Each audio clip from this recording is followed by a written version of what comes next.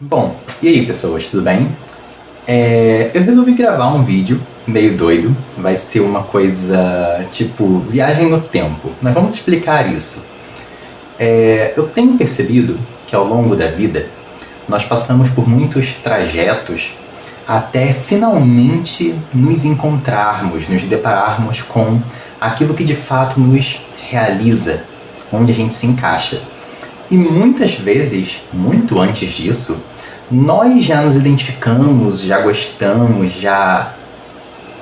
a vida já apresenta referências através daquilo que consumimos, né, como mídias, filmes, jogos, séries, brinquedos desde a infância, coisas que tinham a ver com isso que a gente vem a se identificar no futuro e a gente não percebia, a gente só descobre depois. Então, esse vídeo é sobre influências entomológicas nostálgicas, então eu não vou falar aqui, por exemplo, sobre Hollow Knight, que é um jogo totalmente com insetos, ou então, sei lá, sobre Kimetsu no Yaiba, que tem a Hashira dos insetos, que é a Kochi. Eu não vou falar sobre referências atuais, vou falar sobre coisas nostálgicas, antigas, que já tinham uma afinidade comigo muito antes de eu perceber que queria ser biólogo. Então, me acompanhem nessa viagem no túnel do tempo. Começamos por essa sessão, né, dividir em algumas sessões. A primeira vai ser animes, cartoons e tokusatsus. E já vamos começar com uma paulada, mas uma bela paulada, que é Godzilla. Sim, Godzilla faz parte do gênero tokusatsu. Eu marquei ali 1954, né, que é a data do primeiro, mas ele se estende até hoje em dia. Nós podemos desconsiderar um pouco esses últimos filmes da Legendary, que eles fogem muito ao conceito, ao que vem a ser o Godzilla clássico da Toho, né? E, obviamente, a cultura oriental japonesa tem uma afinidade e enaltece os invertebrados de uma forma muito mais saudável e corriqueira do que nós aqui no Ocidente. Então, ao longo da franquia cheio de mosquito aqui.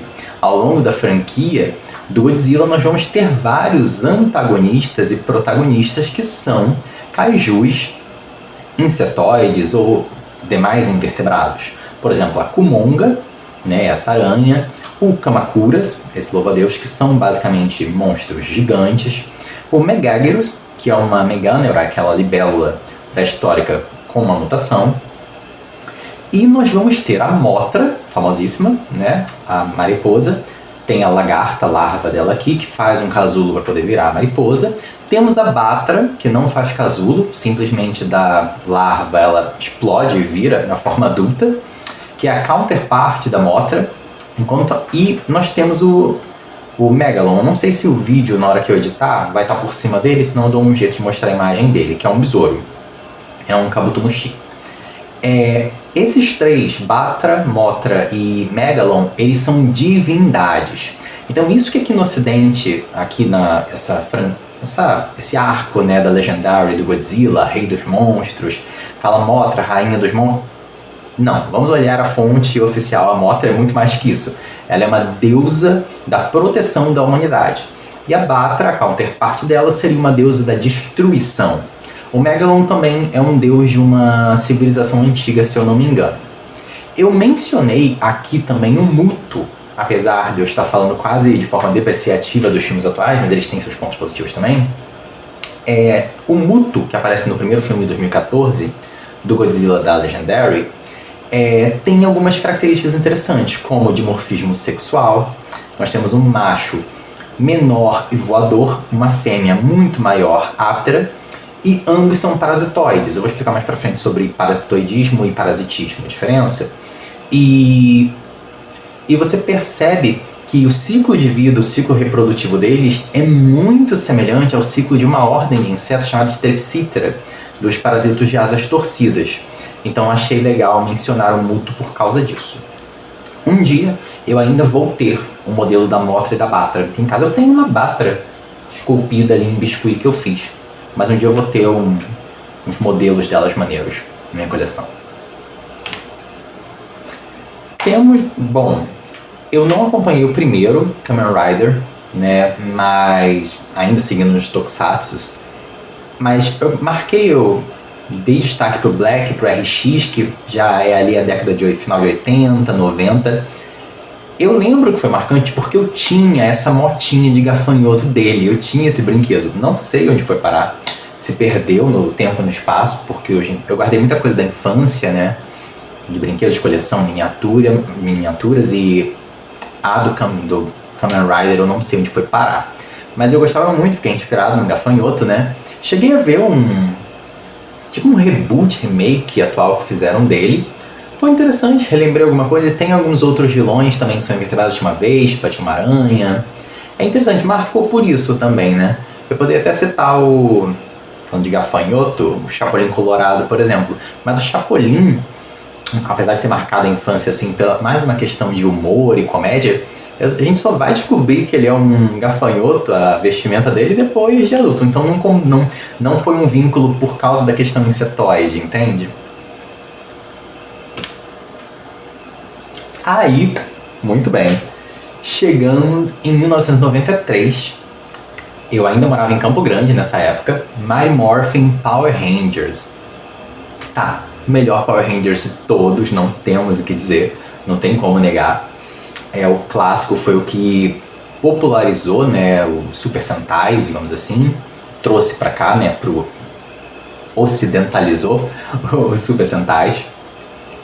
E o que eu acho muito marcante, né, nesse vínculo com os primeiros Power Rangers, é que eu lembro que eu morava em Campo Grande e a gente ia pra Jacarepaguá, na casa do meu primo Marcos. A geração atual não vai ter nem ideia do que eu tô falando, mas ele tinha uma televisãozinha pequenininha de 14 polegadas, que era em preto e branco. E a gente assistia Power Rangers ali. E eu lembro de ter visto praticamente Power Rangers todos naquela televisão em preto e branco do Marcos. E tinham monstros, não só esses que estão na apresentação, mas eu selecionei os invertebrados, obviamente, que foram muito marcantes. Nós tínhamos o Spider-Tron, que era essa aranha, e eu lembro do episódio claramente porque o Zack, né, que é o Ranger preto, ele tinha aracnofobia, então ele tem que enfrentar um monstro que é uma aranha, clássico. O Grumblebee, que era uma abelha que trai a Rita Repulsa, porque ele fica com pena de matar os Power Rangers, e ele acaba sendo destruído pelo Waspable, que é uma vespa.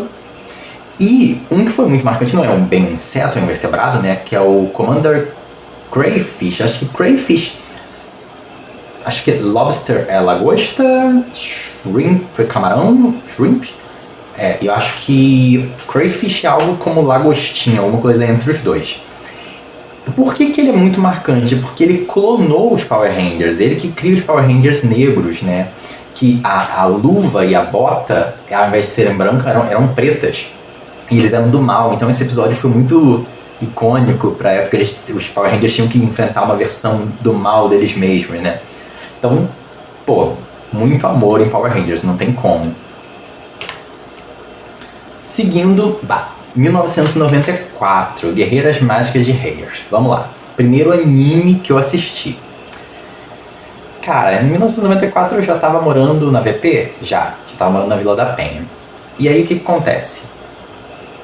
Guerreiras Mágicas de Hearst foi um anime da Clamp, que basicamente é um isekai, né? São 3 garotas que são transportadas para um mundo no qual elas têm que salvar uma princesa que foi raptada. E uma coisa muito legal, diferente de outros animes, até de épocas parecidas, né, dessa geração, é que em Guerreiras Mágicas nós não tratamos a morte dos personagens de uma forma leviana. Então, por exemplo, vou dar um exemplo aqui, Cavaleiros do Zodíaco, que é um outro anime que eu curto muito. Aparecia um vilão hoje, no mesmo episódio, os mocinhos já matavam, já derrotavam, o cara morria e acabou. Em 20 minutos. Cara, em Guerreiras Mágicas, tipo, os vilões levam 8, 10 episódios ali causando problemas e não morrem. E no final se redimem, tem uma virada, um plot twist e tal. E por que isso é muito interessante e infelizmente a gente não vê isso em todas as narrativas? Porque isso é uma estratégia narrativa muito, muito inteligente, porque quando você valoriza a vida de todos os personagens da trama, quando ocorre uma morte, ela é muito significativa na história. E isso acontece em Guerreiras Mágicas. os personagens que morrem, você sente, você fala, caraca, alguém morreu. Então, realmente, fez alguma diferença na história. E aí, o segundo vilão antagonista, né, porque nem é muito vilão ali, é um antagonista que aparece, é o Ascot, que é um pirralho extremamente poderoso em quesitos de magia.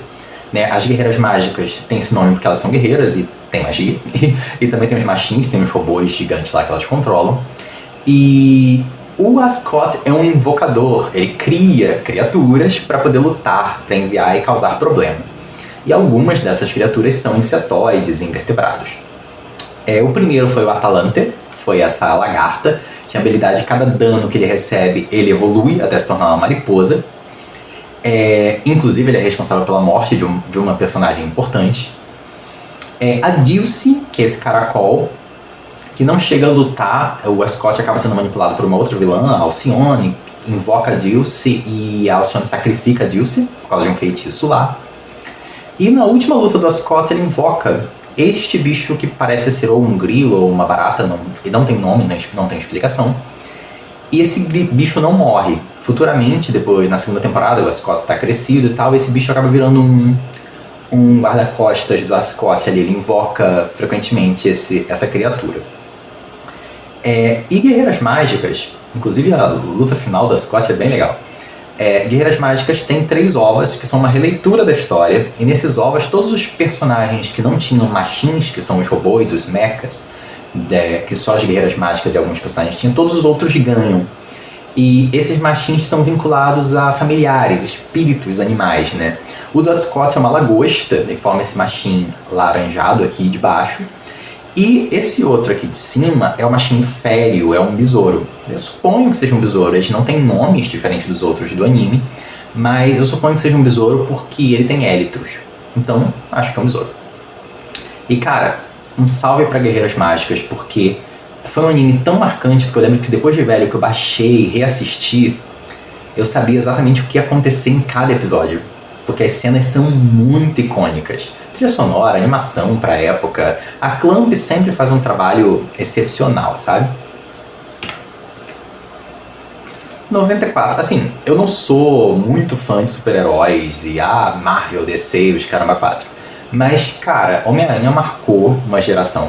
Eu não sei se o que cativava no Homem-Aranha era o fato da questão dos insetos ou o fato dele ser um super-herói meio fudido, meio gente como a gente, sabe? O cara trabalha, estuda, tem que se virar, tem que combater o mal, enfim. Então, eu acho que a gente tem essa afeição com o Peter por causa disso, né?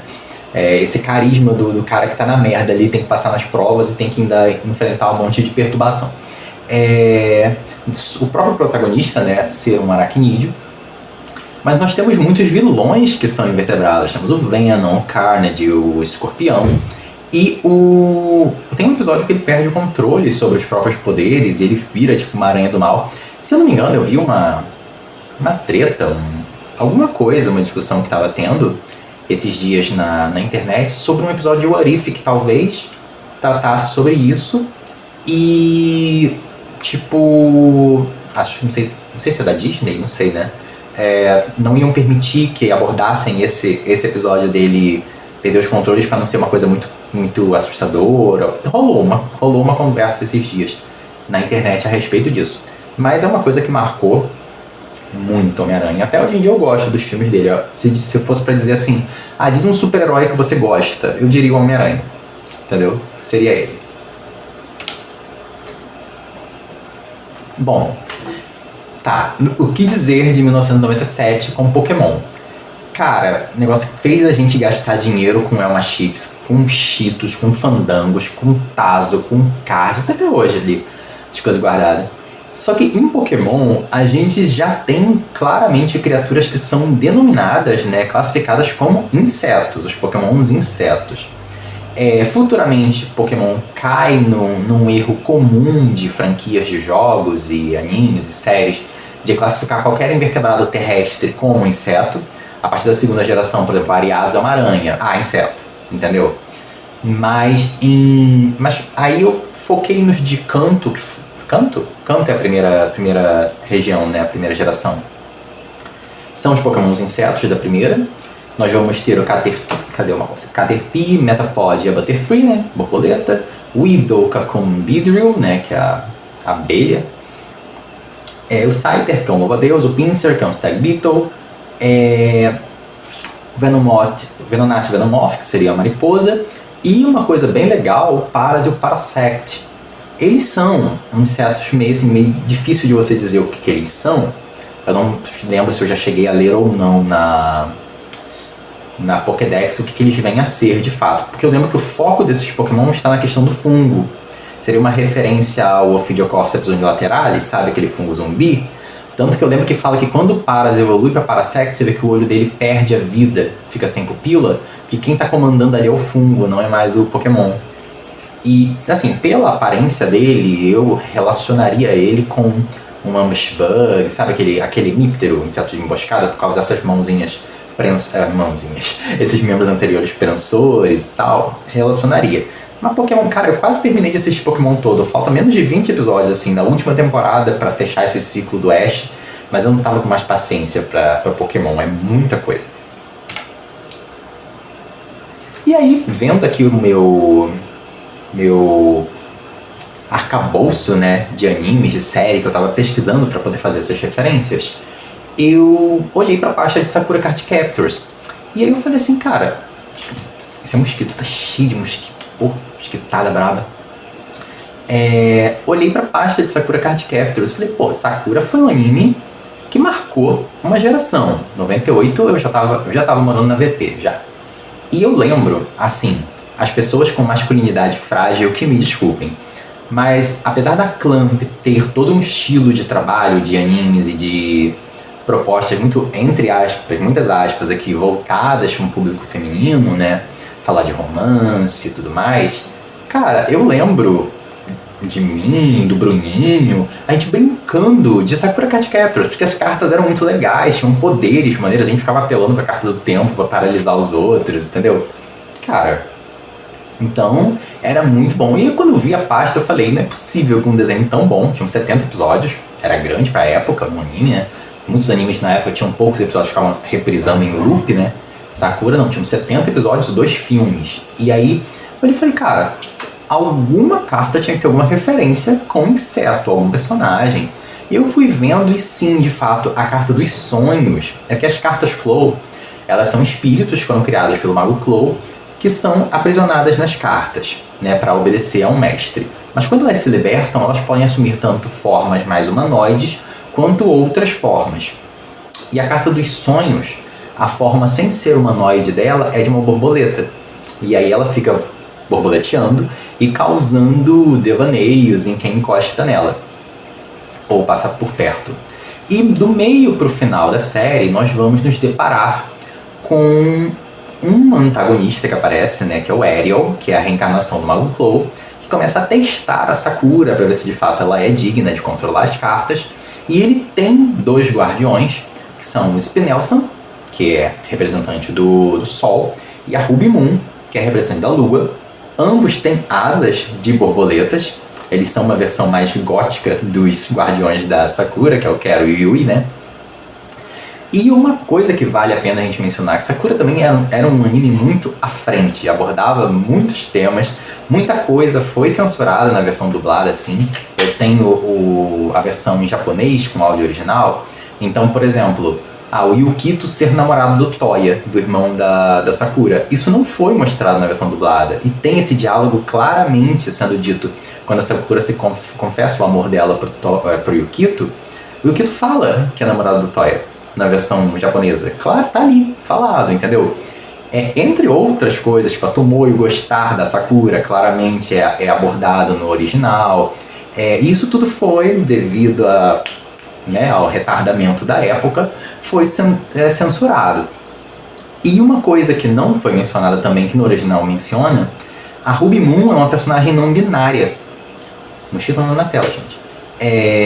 Tanto que tem um diálogo dela, um trechinho que ela conversa com o Spinelson, que quando ela tá disfarçada, esqueci o nome da persona que ela interpreta no dia a dia. Ela usa o uniforme feminino da escola. Aí o Spinelson pergunta, por que você tá se vestindo de mulher? Aí ela fala, eu não tenho sexo, então eu uso a roupa que eu achei mais bonita. Eu achei o uniforme feminino mais bonito. Cara, então a gente tava em 98 e já tava tratando de personagens não binários. Isso, pô, é muito, muito bacana e muito à frente, né? E essas coisas têm que ser tratadas, abordadas, isso chama representatividade, entendeu? Então tem que ter sim. Então, nada dessa bobeira de, antigamente as coisas... Não, parou, entendeu? Vambora, bora pra cima trabalhar essas coisas mesmo. E aí, chegamos em 99 com Digimon. Digimon foi o primeiro anime, desenho, assim, que eu posso dizer que eu me identifiquei com um personagem em si. Porque uma coisa é achar legal, os monstros que o Scott invocava, ou um episódio, ou os pokémons, insetos de uma forma geral. Inclusive os pokémons insetos, naquela época que eu passava férias no interior, pegava inseto, botava no álcool pra cuidar, ficava uma catinga daquilo. Mas assim, em Digimon teve um personagem que eu olhei e falei assim, cara, sou eu. Que se alguém falasse assim, qual Digi escolhido você é? O Easy. Não tinha o que questionar. O Easy, ele representava o brasão da sabedoria e conhecimento, então ele era aquela criança que queria estudar, pesquisar, descobrir os porquês, investigar tudo, ele que descobria os problemas e soluções para as coisas que eles enfrentavam no Digimundo. E eu sempre fui, ainda sou uma pessoa, na época uma criança muito chata, eu sou aquela pessoa do porquê. Eu não me contento com sim, porque sim, não, porque não. Não, isso é ridículo, não existe isso pra mim. Minha mãe falava que eu era insuportável. Tipo assim, cara que falava uma coisa, eu falava, por quê?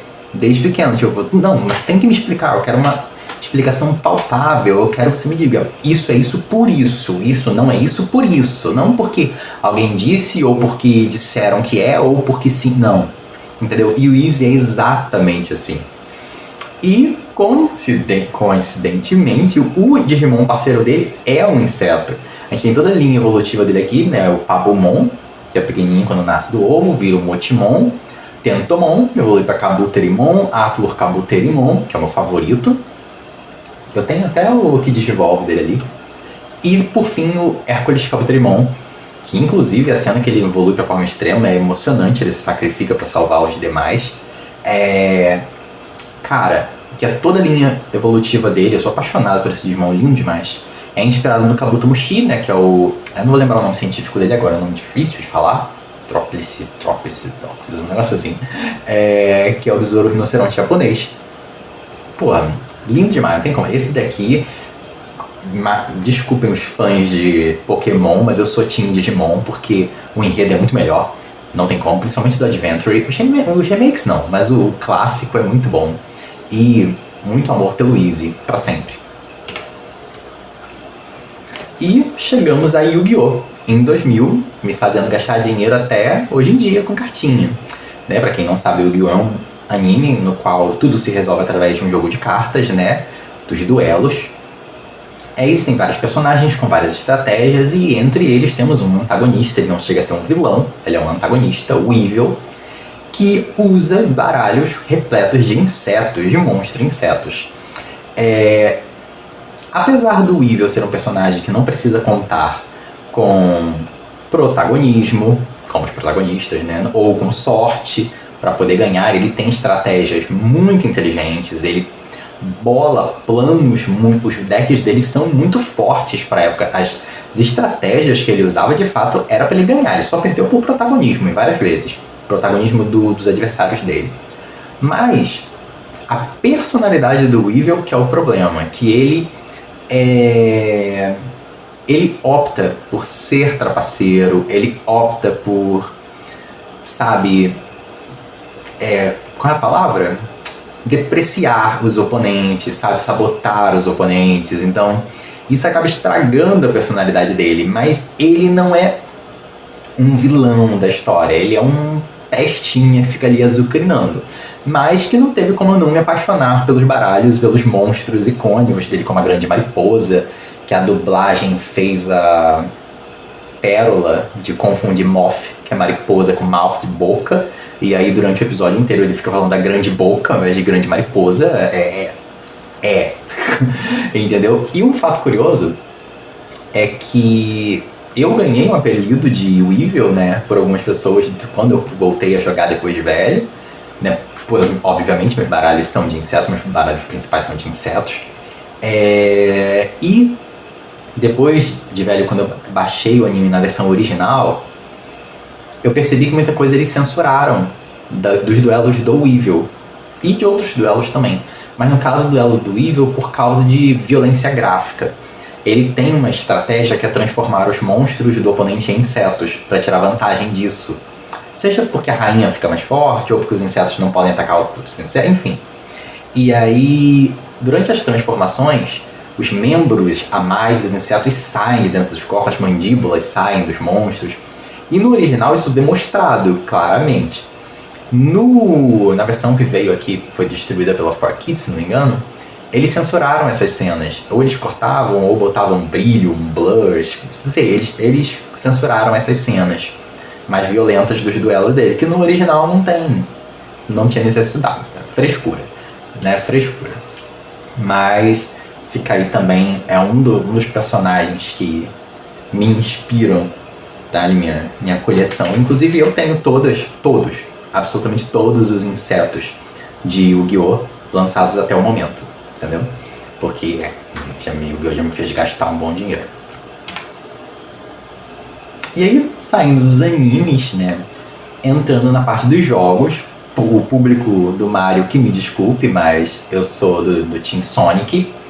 Eu botei aí 1991, Sonic, eu vou citar Sonic, Sonic Chaos e Sonic Spinball, que eu jogava muito no Master System. Cara, isso era a vida. E o Sonic tem os Badniks, são os robozinhos que você tem que ir destruindo ao longo dos jogos, são os inimigos. Temos o Buzz Bomber, tem várias variações dela, que é uma vespa, né? O Motobug, eu só descobri que a Motobug é uma joaninha fazendo a pesquisa pra esse vídeo, porque eu achava que ela fosse qualquer coisa, pulga, qualquer merda. Eu só descobri que era uma joaninha lendo a lore pra poder fazer esse vídeo. E, cara, ela era campeã de hit kill no Sonic 1, porque você começava o jogo, você não tinha pegado anel ainda. Aí vinha uma ladeirinha de leve assim, ela já vinha correndo pelo mato, você não via. Então você já tinha que subir rolando pra matar ela, senão ela já te matava logo de cara. Cara, apanhei muito desse bicho no início. A Caterpillar, uma minhoca, o nome vem de lagarta, né, Caterpillar, né? Que tem uma versão em boss, que é do Sonic Chaos. E no Sonic Chaos a gente tem um bichinho, que o nome dele é Palm Tree Crawler, se não me engano, alguma coisa do gênero. Ele é uma analogia àquela barata de coqueiro, que tem esse nome, mas é um besouro, sabe? Por aí. Muito bom, muito bom. Ah, no Sonic Spinball, eu vi uma referência a um Badnik chamado Escorpião. Eu não achei referência visual dele e eu não me lembro de ter visto ele quando eu jogava, mas eu joguei há muito tempo. Não sei se tem, entendeu? Legend of Zelda Ocarina of Time. Cara, isso aqui, Vila da Penha, 98, eu com 8 anos de idade. Ia pra casa de Bruninho. Bruninho tinha um Nintendinho 64. Aí a gente botava pra jogar Zelda, apanhando muito. Eu só consegui jogar Zelda, zerar mesmo depois de velho, baixei no emulador e tal. Mas, cara, não tinha como. A primeira fase do Zelda, você encontra as escultulas, né? Que são essas aranhas que tem o abdômen transformado numa caveira. Que, não se engano, é uma maldição, né? Que transformava as pessoas nelas. E se você bater por essa face, você não causa dano, você tem que bater pelo ventre. E, cara, elas davam cada susto que elas caíam do nada da teia, era muito legal. Deixa eu cuspir aqui. E o primeiro boss é a Goma, né? Que é um aracnídeo, porque na intro dela, quando tocava a musiquinha, falava assim, aracnídeo, parasito, Goma. Que aí você tinha que usar o estilingue, atirar no olho dela, ela caía, ficava tonta, e aí você podia causar dano nela, né? Cara, esse jogo... Cara, deu uma dor de cabeça pra zerar, mas é muito clássico. Zelda é muito clássico, muito bom. Eu lembro que era apaixonado por essa fase. Legacy of Kain Soul River. Aí, eu ainda vinha passar as férias no interior, né? E a gente jogava no Play One de um colega meu. E 2000 eu tinha 10 anos de idade, o Josué, que era dono do Play One, tinha o quê? 7, por aí, 6. Soul River é um jogo de vampiros, então a introdução do Legacy of Kain os vampiros dos outros clãs traem o Raziel e arrancam as asas dele e jogam ele de um vórtice lá. Então é uma cena que pra uma criança de 6 anos choca um pouco. E eu lembro muito do Josué chorando e a gente querendo jogar. Então marcou muito. E como o jogo era meio que livre entre aspas, porque para você acessar certas áreas você precisava de certos itens, então você tinha que ir nessas áreas primeiro. Então geralmente lá por volta da terceira, quarta fase, você chegava na tribo do Zephon, que é esse vampiro, que é um vampiro-aranha. E ele tinha uns servos que eram os Zephonins. E quando você matava ele, você conseguia a habilidade de escalar as paredes. E ele, pra matar, você tinha que roubar os ovos dele, queimar, atacar nele, dar um trabalho. Era um jogo tipo de puzzle, né? E era muito clássico o grito que o Zephon dava quando ele morria. Ele dava um grito histérico, pegando fogo, assim, entendeu? Cara, isso marcou muito a infância. Era muito bom, é um jogo muito bom. Inclusive, depois de velho, eu também baixei com emulador. Zerei, um jogo muito bom mesmo. E aí, tá, vamos falar sobre filmes. Um filme que mora no meu coração é a franquia do Alien. Eu aqui vou me referir mais ao de 79, mas claro que eu não vi em 79, né? Eu vou me referir mais ao primeiro, né, o Alien, e o 2, que tem a rainha. Eu até fiz uma listinha de alguns pontos bacanas de mencionar, que são análogos a comportamentos insetoides e de invertebrados. Mas eu gosto da franquia toda, tanto incluindo o Prometheus, o Alien mesmo. Vai ter um que vai sair agora, o Romulus, né, se não me engano. E nós temos no Xenomorph, né, nessa forma de vida alienígena, o organismo perfeito, como eles gostam de chamar, né, na franquia, um hábito de parasitoidismo. O que vem a ser a diferença de parasitoide para parasito, né? E sim, é parasito. O organismo é parasito, ele parasita um outro hospedeiro. Então, parasita é o verbo, parasito é o organismo. A gente aprende muita coisa errada. O parasito, ele não tem a intenção de matar seu hospedeiro. Então, bora lá, uma pulga tá lá sugando o sangue de um cachorro. Cara, o cachorro é fonte de alimento dela, ela quer que o cachorro esteja vivo, entendeu? Ela não quer matar o cachorro. Agora, uma vespa caçadora de aranhas, ela coloca seus ovos dentro de uma caranguejeira e aí os ovos eclodem, nascem as larvas e vão comer a aranha por dentro, para matar a aranha. Então ela quer matar a aranha. Então isso é parasitoidismo, uma vespa parasitoide. Essa é a diferença entre o tipo de relação, né? Então o alien é parasitoide, ele mata o hospedeiro dele. Nós temos um crescimento hemimetábolo, né? Ele começa semelhante, ele lembra um pouco a forma adulta, ele não passa por um casulo, uma transformação, ele vai passando por mudas, né? Eu não chamei de ecdise, né? Porque ecdise tem a ver com hormônio ecdizona, né? Não seria o caso, então não sabemos. Apresentam um eusocialismo, né? Uma divisão em castas, uma comunidade, uma sociedade, e uma rainha como reprodução assexuada. Quando eu estava escrevendo esse slide, eu pensei em talvez mencionar a plodiploidia ou talvez partenogênese, mas eu não coloquei isso porque eu não li toda a lore completa do Alien. O que eu tenho de referência do Alien são os filmes, um livro e acho que um jogo que eu joguei um pouco, que foi aquele, eu esqueci o nome daquele jogo, o Alien, que é em primeira pessoa, que você tem que fugir do Alien numa sala. Eu joguei um pouquinho dele. O que acontece? Em alguma outra referência que eu já vi pela internet, menciona um Alien King, um rei. Essa rainha não foi mostrada ela se reproduzindo sexuadamente.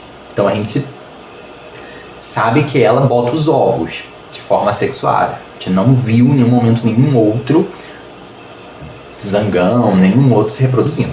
E todas as reproduções do ciclo de vida foram assexuadas. Mas se tem um rei, é possível que hajam estágios reprodutivos sexuados.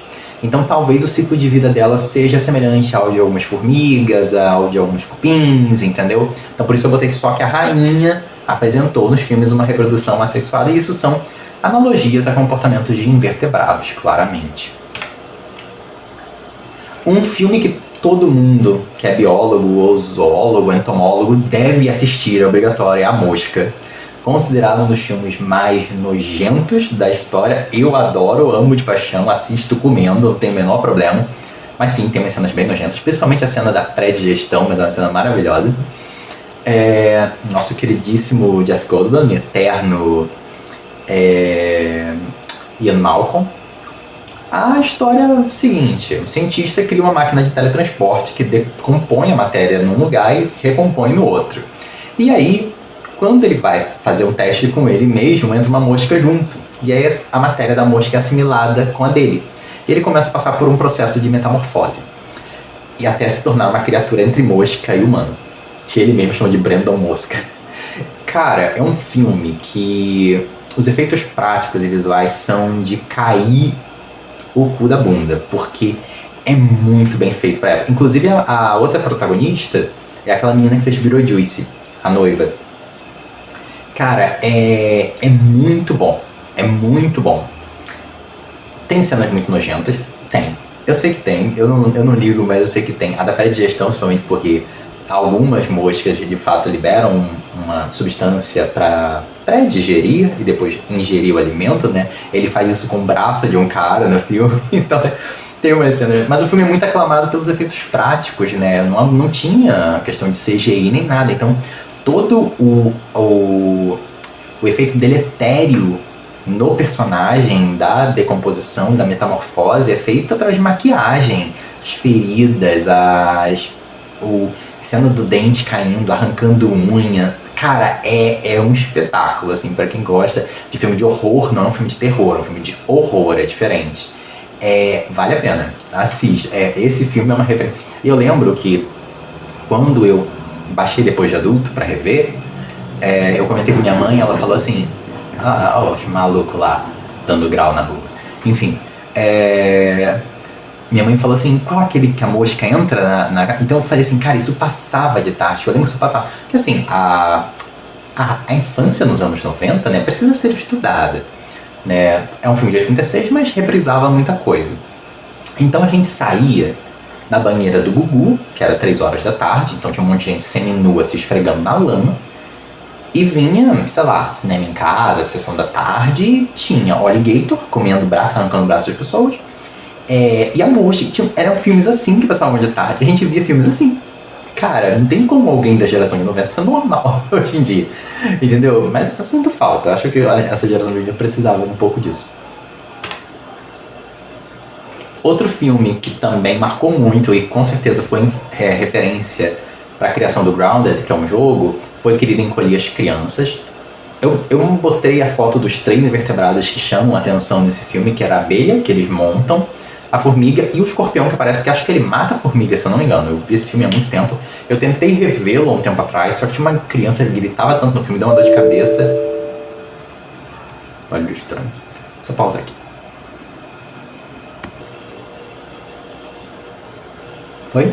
Foi. Não. Que tinha programa aqui avisado que tinha acabado tipo assim, limite de tempo. Era o programa aqui avisando o negócio de espaço de gravação que tava cheio, porque eu botei pra gravar a tela ao mesmo tempo em Full HD e tava já com 200 GB. Pouca coisa. Enfim, e aí quando eu tentei reassistir Querida Encolher as Crianças, cara, tinha uma guria que gritava tanto no filme, deu uma dor de cabeça. Eu falei, vou nem ver isso, passa. Aí nem terminei de assistir o filme. Mas é um filme que marcou também a época. Cara, esse filme, Species, de 1995, tem bem a pegada de Alien também, né? A Silt, que é a protagonista, eu não lembro o nome dessa atriz, eu achei ela maravilhosa, Natasha alguma coisa, eu acho.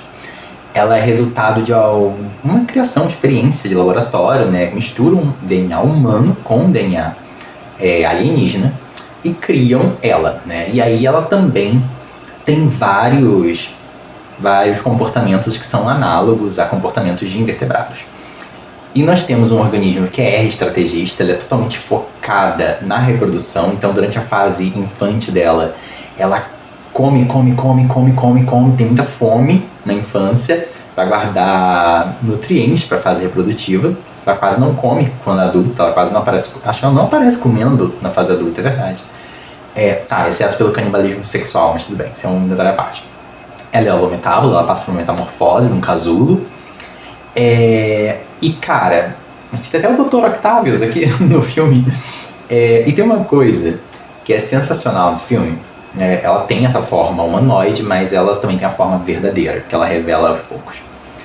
Que tem essa frase clássica do filme, né? Onde eu tenho um bom lugar para encontrar um homem, porque o foco dela é encontrar um homem para literalmente trepar, ela quer reproduzir.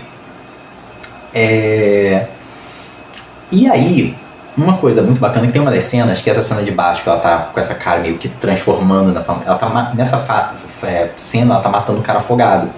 Ela ia ter a relação sexual com o cara, e aí do nada ela mata o cara afogado e foge, e vai embora. Aí chega a equipe, né, que é composta por esses 4. Tem uma moça também que não botaram nessa capa do filme, não sei porquê. Tem uma moça também que é perita. E chegam lá e começam a investigar porque o cara morreu. E aí constatam, aí falaram assim, pô, ela deve ter conseguido se reproduzir e fugiu. Aí constatam que não, o cara não tinha ejaculado. Então falou, não, então não aconteceu isso. O que será que acontece? Eles começam a investigar a casa do cara e aí eles descobrem seringas com insulina. Ele era diabético. E aí a perita fala, ela está escolhendo um parceiro adequado. E isso é um comportamento não só de invertebrados, como de outros também, né? Animais, até mesmo o ser humano às vezes, de escolher, mas o ser humano às vezes escolhe parceiros por questões, né, erradas, mas vamos lá, né, por questões de conveniência. No caso de invertebrados ou de outros animais, às vezes ocorre isso de fato, né? Você escolhe um parceiro sexual por características evolutivas adaptativas melhores e até mesmo em alguns casos há relatos de animais que sentem quando um parceiro não é saudável e aí não escolhe. E isso foi muito bacana de ser trabalhado num filme. Cara, não é qualquer filme que vai se atentar a um detalhe desse e falar, olha, vamos botar isso no filme. E essa personagem faz isso é muito, muito bacana, cara. Eu revi esses dias, é muito legal. E outra coisa, são 4 filmes ao total, só vale a pena o primeiro, os outros é tudo farofa. Mas no segundo, eles apelam muito pra violência gráfica nos outros, que é uma coisa que não era necessária pra história. No segundo, acho que é no segundo ou no terceiro, mas acho que é no segundo. Tem uma cena que não sei se é a Sil ou se é outra clone, alguma coisa assim, explode a cabeça de um cientista num vidro. E cara, isso passava de tarde. E eu lembro de ter visto essa cena na infância. Eu lembro da cena. Eu falei, cara, não tinha um filtro nenhum, né? Enfim. Aí, em 90, nós tivemos a História Sem Fim 2. Acho que a 1 é antes, né?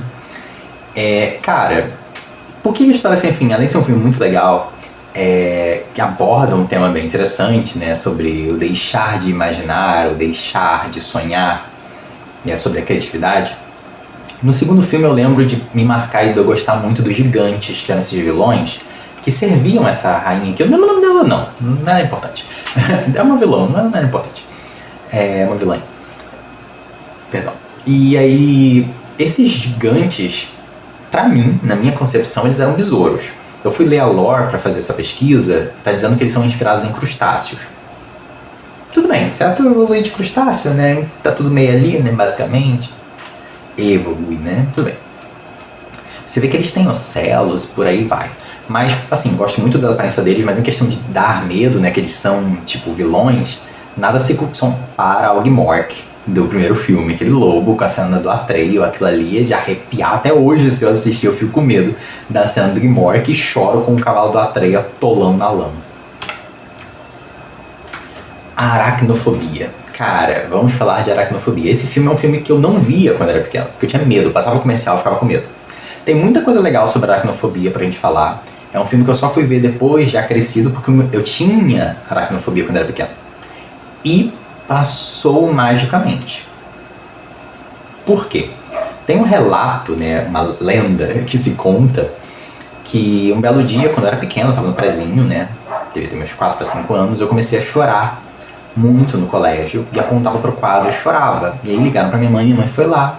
E ninguém via, ninguém achava qual era o motivo. O pessoal neurótico, espírito, não sei o que. Aí minha mãe achou uma papa-moscas, uma aranha, falou assim, é isso? Eu falei, é. Aí ela tirou a aranha e parei de chorar. Então eu tinha muito medo. Então esse filme eu só fui ver depois de grande, depois que tinha passado. E depois passou. Eu tenho um vídeo depois, não sei se eu vou conseguir colocar na edição, de eu resgatando uma Maria Bola. cara, hoje em dia eu lido com aranha de um jeito tão assim, falo com elas, pego, sabe? Mosquito é que eu tenho uns problemas de vez em quando. Mas, cara, hoje em dia eu sou muito de boa com aranha. É engraçado isso, né? Que eu tinha... Enfim. Esse filme tem umas curiosidades bacanas, né? Que eles usaram essa aranha, isso é uma ilustração minha, inclusive, que é a Delena Cancerides, que é a aranha caçadora chapada, né? Ela é da família Sparacidae. Eu pensava muito que ela fosse Sicaridia, mas não. É Sparacidae a família dela. E eles usaram 300 aranhas vivas, ou seja, mataram aranhas de verdade nesse filme. Então temos umas ressalvas aí sobre isso. E o rei e a rainha, porque sim, elas são aranhas pró-sociais, de fato. Mas no filme elas são eusociais, tem um rei e tem uma rainha. E aí usaram animatronics com controle remoto, é bem legal. Esse filme é bem bacana. Ele é do Steven? Não tenho certeza se ele é do Steven Spielberg, não tenho certeza. Mas é um filme que vale a pena assistir, é bem bacana, bem legal. É bem legal mesmo. Cara, 90 teve muito filme bom. Ataque dos Vermes Malditos. O barulho da minha cachorra no fundo, não sei se o vídeo vai pegar, porque essa semana eu descobri que tem um casal de ouriço preto que fica passando pelos fios e pelas árvores por cima da casa, e os cachorros ficam atacados. Aí o que acontece? Ataque dos Vermes Malditos é um dos filmes que tem uma estratégia de narrativa muito boa pro que eles tinham em mãos e o que eles conseguiram fazer. Pela dificuldade de mobilidade dos modelos dos vermes, né, e falta de orçamento para CGI, eles usaram de fantoches para fazer as línguas dos vermes e usaram muito da sugestão. Então, até metade do filme você não vê o que está atacando as pessoas. Você não vê os vermes. Isso causa um terror tão grande porque você imagina o que seja. Durante muito tempo a gente pensa que são só essas serpentes, no caso, que são as línguas deles. E cara, com Kevin Bacon, mano, é um filme muito legal. Tem umas cenas que dão medo mesmo, de terror, assim, tem umas que chocam. Pra mim, e por que eles estão classificados aqui como invertebrados? Porque tem um processo de holometabolismo neles também. Tem vários filmes depois que tem outros estágios evolutivos, mas pra mim o que presta é o primeiro, o que vale a pena mesmo. Então, desconsidere o... Sim, até pode ver a título de divertimento, mas o filme que, vale a pena ver é o primeiro, tá bom? É muito bom. Já até se mesmo rever. É um filme assim, você vê tranquilo. E aí, a gente tem que fazer uma ressalva agora pra MIB, Homens de Preto. Pega o primeiro, o segundo, o terceiro filme, fechadinho ali, bota numa caixinha de ouro. Pode botar a série animada também junto. O quarto filme você finge que não aconteceu, ok? Porque, cara, como construíram uma narrativa bem feita do primeiro ao terceiro filme. E o mais legal é que aqui nós temos uma agência que lida, né, com vida extraterrestre. E nós temos uma raça de alienígenas denominada insetos, né? E no primeiro filme nós somos apresentados a este inseto que recebeu o nome de Edgar, porque ele parasita, ele usa a pele do Edgar, que é esse cara, que inclusive é o mesmo ator que faz o Rei do Crime e o vilão do primeiro Jurassic World, se não me engano, o Hopkins. Ele caiu na fazenda do cara, o cara desafiou o inseto, ele matou o cara e vestiu a pele. E essa cena é muito icônica, que ele entra na casa, a mulher, sua pele tá bem frouxa, ele estica, fala, e agora, tá melhor? Cara, isso é muito bom. E ele é inspirado numa barata, é meu sonho de consumo esculpir ou ter um modelo dele, do Edgar, que é muito bem feito. E o que eu gosto mais do Edgar é a personalidade. Edgar, assim, a lore da história fala que o nome desse inseto é Kirby, não é Edgar. Edgar é o nome do cara que ele parasitou, que ele usou a pele. Mas o Kirby, esse inseto, a personalidade dele é muito bacana. Tá gravando? Tá. É muito bacana que até o Tom Lee Jones, né, o personagem dele, fala, imagina uma barata com complexo de inferioridade tocando terror por aí. Então ele tem aquela coisa de tipo assim, por que vocês mamíferos se acham topo da cadeia evolutiva? E realmente quando a gente estuda zoologia e vai se aprofundando, a gente percebe que não é bem assim, que tem outros organismos muito melhores adaptados evolutivamente que a gente. E cara, ele tem exatamente esse pensamento e ele tem uma raiva dos humanos e ele se importa quando alguém mata uma barata perto dele e Inclusive, quando ele sai da nave, que ele sai xingando eles, que ele fala, seus sugadores de leite desmiolados. É muito bom, cara. É um filme... É maravilhoso demais. Esse bicho tem meu amor, assim, pra sempre. Ele é maravilhoso. Não tem como não falar de Vida de Inseto. Eu tenho na minha coleção ainda o Flick, a Rosie, o Date Rola e o Hopper. Meu sonho é ter todos, principalmente o Chucrute. Meu sonho é ter o Funko do Chucrute. Alguém me dê o Funko do Chucrute, por favor, que é lindo. Cara, Vida de Inseto não tem como. É aquela história do formigueiro escravizado pelos gafanhotos da Disney, né? Eu tenho até um álbum com as figurinhas. Cara, e aí o Flick sai em busca de guerreiros para ajudar eles a combater os gafanhotos e ele contrata atores de circo. E o filme é uma maravilha. É impagável, é muito legal. E eles acabam, através da união deles, mostrando que eles tinham mais poder. É um filme que fala sobre isso também, né? Da união dos mais fracos se tornar mais forte do que aqueles que se dizem mais fortes com proveito, né? Então tem uma mensagem muito boa no filme. Agora foi o celular, só o celular tá avisando alguma coisa também. Então tem uma mensagem também muito boa no filme. E cara, muito amor, tem umas cenas impagáveis desse filme. O Chucrute, que é a lagarta, né? Eu gosto muito da cigana, eu gosto muito de todos, né? Meu sonho é ter o Jim também, o besouro, o Manny, o louva-a-Deus. Mas o Chucrute mora no nosso coração. A alma de gordice dele é demais, não tem como não amar. Tive que falar da Múmia, né? Aqui eu botei o pôster do segundo filme, mas o primeiro e o segundo são impecáveis. Nossa, o terceiro acabou, né? Tirou a Rachel Weisz, perdeu moral. E aqui a gente tem que mencionar os escravelhos carnívoros. Não que não existam besouros carnívoros, né? A Joaninha tá aí para isso. Mas o escaravelho que entra por dentro da pele da pessoa, vai comendo a pessoa, e você viu o volume andando, cara, aquilo era muito bom. Também é um filme que passava de tarde, né? E, enfim. E o nosso The Rock Escorpião Rei, que é extremamente criticado por aí, por causa do CGI. Eu, sinceramente, não tenho o menor problema. Eu acho isso um mimimi do caralho. Porque o CGI, não sei o que, mano, é um fucking escorpião com 3 ferrões com a cara do The Rock, nem interessa, é foda. A cena dele comendo o escorpião, fazendo um pacto com Anubis, é foda. Acabou, não tem, entendeu? É muito clássico, entendeu? Maravilhoso demais, maravilhoso demais. E aí, mais uma vez, pros fãs de Harry Potter, me desculpem, eu sou Team Senhor dos Anéis. Senhor dos Anéis foi muito marcante pra mim, eu tenho um livro, inclusive, a versão, né, a versão completa dos 3 juntos, né, marcou muito, apesar de ser de 2001, porque eu li, assisti com calma, me aprofundei no Senhor dos Anéis durante o ensino médio, né, meu ensino médio começou em 2005, isso. E foi uma época também que eu jogava muito RPG de mesa com o pessoal, então isso inspirou muita gente. E na história do Senhor dos Anéis nós temos a Laracna, que no original se chama Shelob. Ela não é uma aranha, ela é um demônio que serve ao Sauron, que tem essa forma aracnoide. Mas é clássica demais a cena que ela ferroa, né, o Frodo e o Sam vem salvá-lo. E, cara, é muito bom. No Harry Potter tem uma aranha também, acho que é Aragog. Não, Aragorn não é uma academia. Alguma coisa assim o nome dela. Mas ela parece uma aranha-lobo. A Laracna é mais creepy, assim. Até a cena dela stalkeando, seguindo eles, assim. Stalkeando não, perseguindo. Pode ser stalkeando. Ela segue eles, né? Cara, é uma cena foda no filme. Muito bom. Senhor dos Anéis é demais. Eu tenho que rever, inclusive. Menção honrosa para Silêncio dos Inocentes. Filme pesado. É o primeiro filme de uma quadrilogia do Hannibal. É um filme de terror. E o Hannibal surge como um coadjuvante ali. A gente tem a Jodie Foster, né, que faz a detetive, que está investigando uma série de crimes de um serial killer que retira partes das peles das vítimas e coloca na garganta uma pupa de Acherontia atropus, né, que é esse fim de caveira.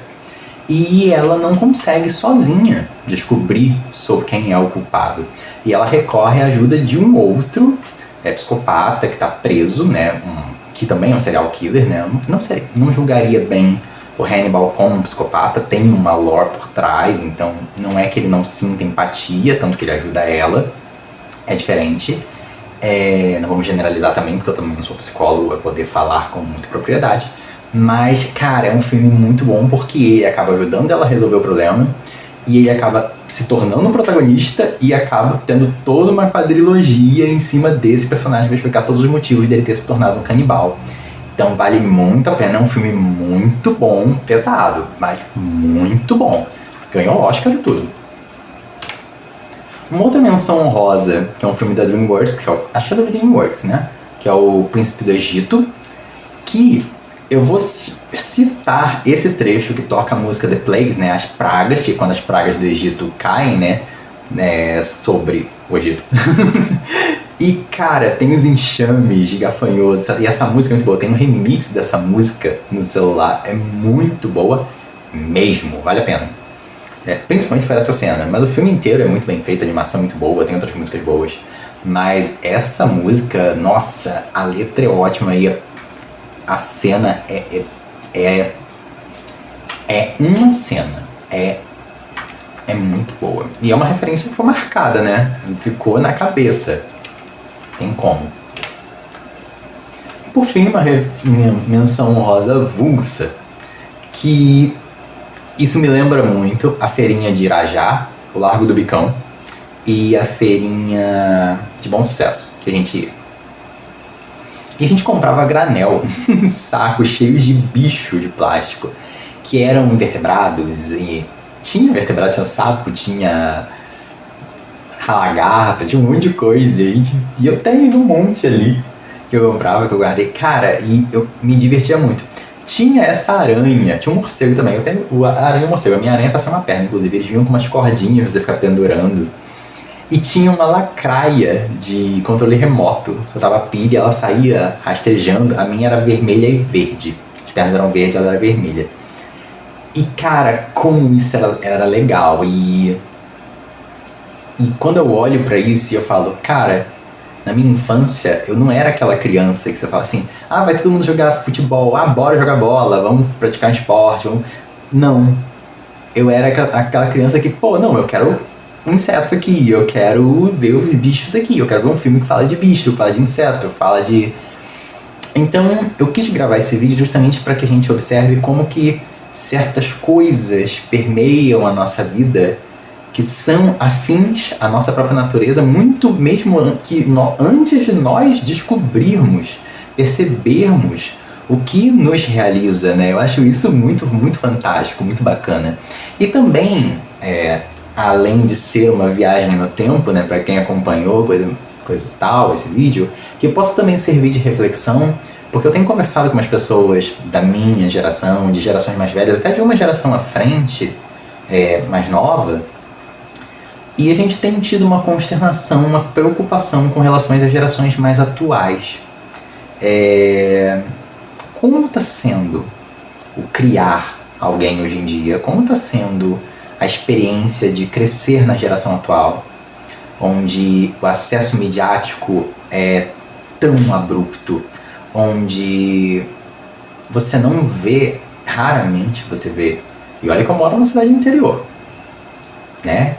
Que, graças a Deus, a qualquer plano espiritual, que cada um acreditar, né? A natureza Buda manifesta. No caso, é uma cidade pouco violenta, mas mesmo assim nós temos... Eu não vejo quase criança brincando na rua mais.